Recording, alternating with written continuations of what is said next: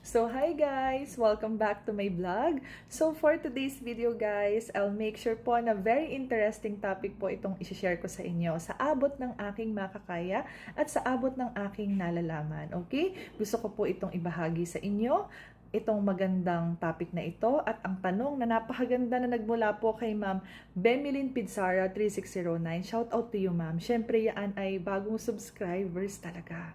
May bagong subscribers na naman from my YT account. Thank you so much po sa lahat ng nanonood ha.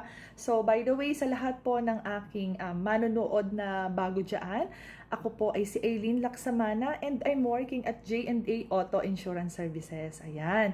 So, basahin ko na po ang topic na ito para ma-share ko na po sa lahat ng car owners, riders, motorista na nakaka-encounter po ng ganitong aksidente. Okay? So, ang kanyang katanungan, Ma'am, ask lang po, nakabangga po ang asawa ko, tapos napagkasunduan po sa pulis na ipagagamot ang nabangga. Bakit po may hinihingi pa na affidavit of desistance na requirements ang insurance mula sa nabangga?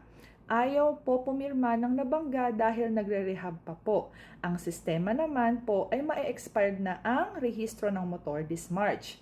Ano po kaya ang dapat gawin? Okay, so Ma'am Jemeline, basahin ko po yung meaning po ng patungkol sa affidavit of desistance. Okay, so an affidavit of desistance is a written statement where a complainant in a criminal case indicates their decision to no longer pursue the case. It's a sworn declaration that the complainant has changed their mind about taking legal action.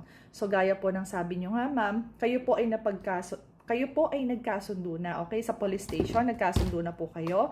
So, meaning to say, hindi na po siya mag-complain, hindi na po siya magpa-file ng case po against po doon kay husband mo na naka-aksidente sa kanya. So, bakit naman po kailangan pa ng affidavit of desistance, ma'am? Ito po ay protection nyo actually, ma'am, or security na kayo po ay hindi po mapahamak in the near future na baka sakali po no, na magbago ang isip po nung nabangga ninyo. Kasi ma'am, kung ito ay salaysay lang, na kayo po, lalo na verbally lang, no, na kayo yung nagkasundo na, o sige, halimbawa po, sinabi lang na, o sige, bayaran mo ang aking hospital bill, bayaran mo itong mga nagastos or damages nung pagkakabangga nung sa aksidente, and then nag-okay lang kayo ma'am, without any proof, kagaya nga po ng affidavit of desistance.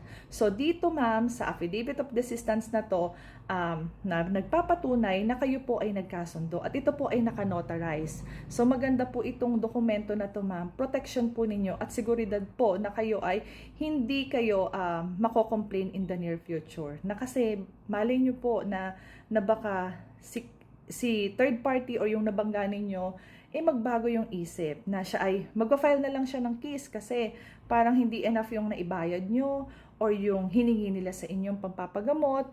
So yun po, sa pamamagitan po noon, pang-counter natin yun kapag meron pong dumating sa inyo na legal letter from attorney or dun sa kanilang legal department na kinausap nila.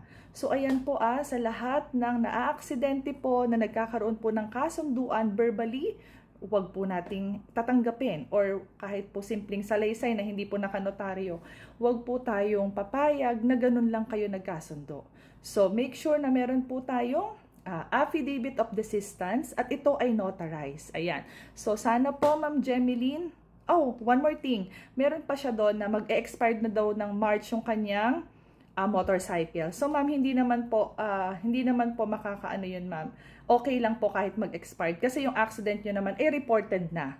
Okay, bago pa mag-expired yung ating car registration. Okay? So, thank you so much sa lahat po ng nanonood ng aking video. Sana po ay may natutunan po kayo ulit ngayon. So, salamat. Bye!